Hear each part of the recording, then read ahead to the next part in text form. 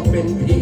ยในกลัวฝันยามฉันลงตัวนอนพอตื่นมาพาพบกับความหมายยังหายใจเมื่อตัวมีเผาลอยยังมีหวังในดวงตะวันลอยจะหัวนอนนิ่งเฉยอยู่ทำไม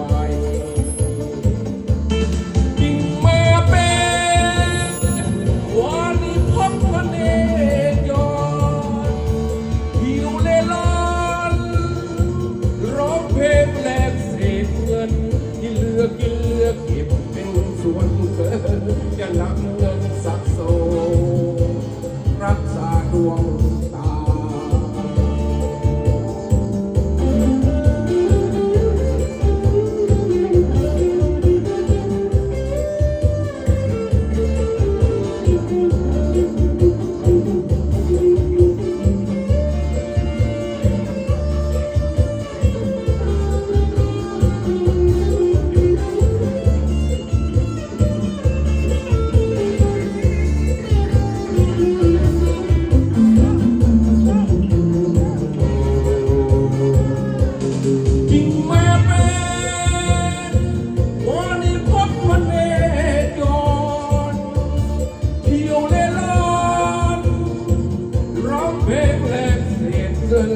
ที่เหลือกินเหลือเก็บเป็นส่วนเกินจะนำเงินสะส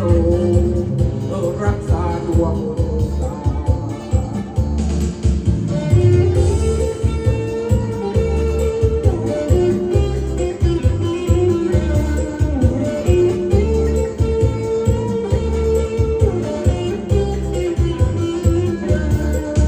ฉันเป็นตัวแทนความมือ